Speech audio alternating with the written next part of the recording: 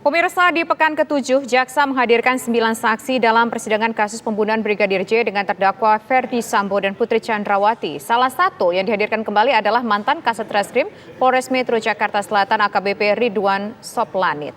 Dalam persidangan sebelumnya, Ridwan menyatakan Ferdy Sambo ikut menembak Brigadir Nofriansyah Yosua Huta Barat.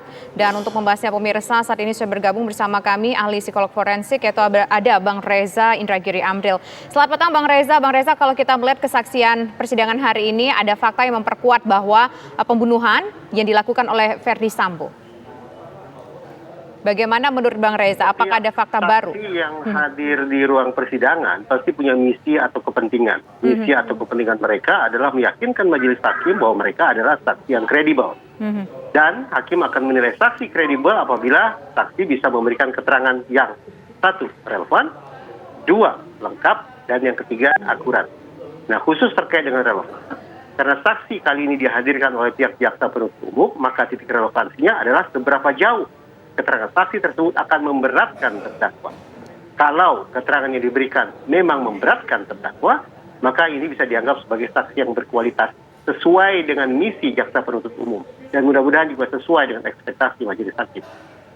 Oke, Bang Reza, dengan kesaksian ini apakah mungkin ada dugaan kuat betul memang Ferdy Sambo menembak, atau justru mungkin sebaliknya seperti yang dikatakan oleh kuasa hukum dari Ferdy Sambo bahwa ia tidak menggunakan sarung tangan, kemudian juga yang berlari mengambil pistol itu juga tidak terlihat gambarnya dengan jelas. Bagaimana Bang Reza melihat soal ini? Ketika membuat putusan nanti, hakim akan mengutip atau mengucapkan kalimat kurang lebih sah dan meyakinkan. Sah berarti hakim menilai berdasarkan ketersediaan alat-alat bukti.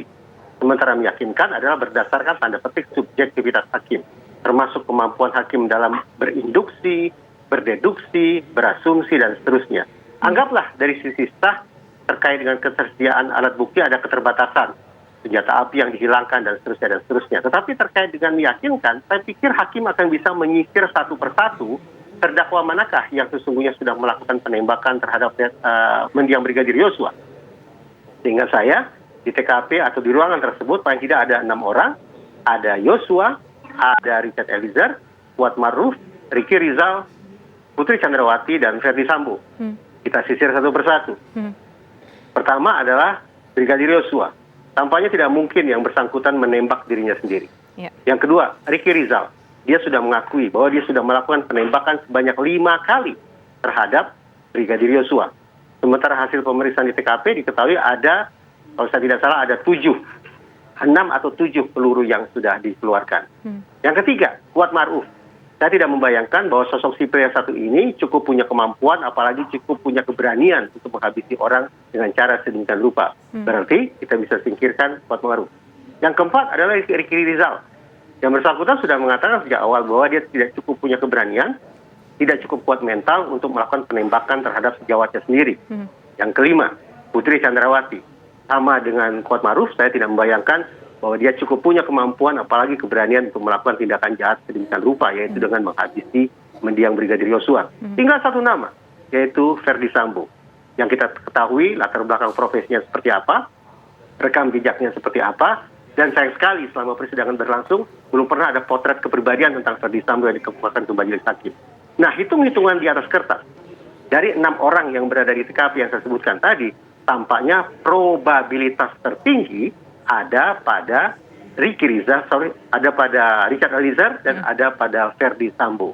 Tinggal lagi bagaimana kemudian perjalanan sidang ini bisa membuktikan kebenaran hitung-hitungan di atas kertas ini, bahwa yang melakukan penembakan tidak hanya Richard Eliezer, tapi juga probabilitasnya ada pada Ferdy Sambo.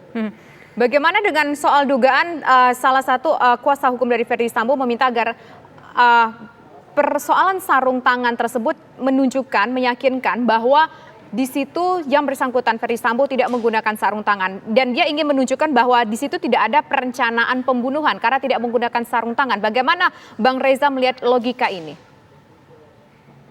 Saya membayangkan bahwa setiap pelaku pembunuhan berencana tentu melakukan hitung-hitungan, ada kalkulasi matematis. Nah, spesifik terkait dengan tema yang kita perbincangan ini, maka yang relevan adalah berbicara tentang resiko.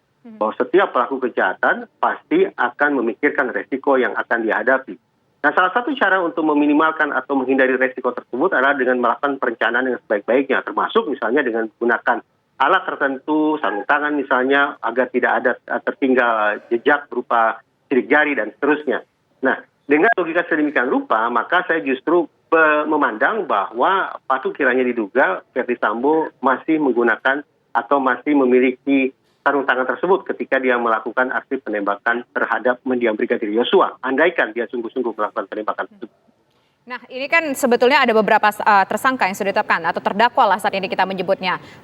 Tidak lengkap rasanya kalau hanya berbicara soal Sambo saja. Bagaimana dengan peranan Putri Chandrawati? Apakah sudah ada sebuah kesaksian yang menurut Bang Reza ini menunjukkan bahwa yang bersangkutan punya peranan yang kuat?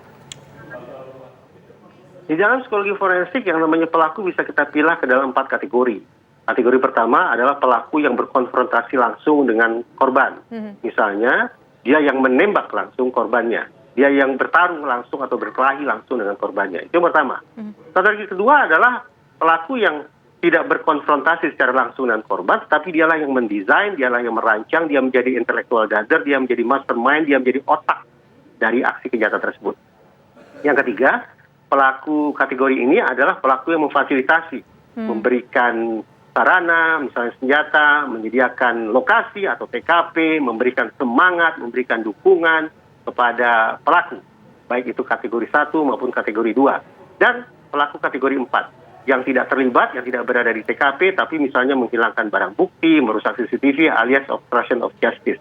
Nah, di mana gerangan posisi Putri Chandrawati? Tentu saja kita masih harus menunggu persidangan ini, tetapi perkiraan saya, hitung-hitungan saya, barangkali dia termasuk dalam kategori yang ketiga, yaitu memberikan penyemangatan, memberikan lampu hijau, memberikan dorongan, memberikan tanda petik izin bagi adanya aksi pembunuhan berencana tersebut. Oke, baik. Terima kasih Bang Reza atas informasinya bersama kami di program Kabar Petang. Kita lihat bagaimana akhir ataupun kelanjutan dari persidangan ini. Selamat petang Bang Reza.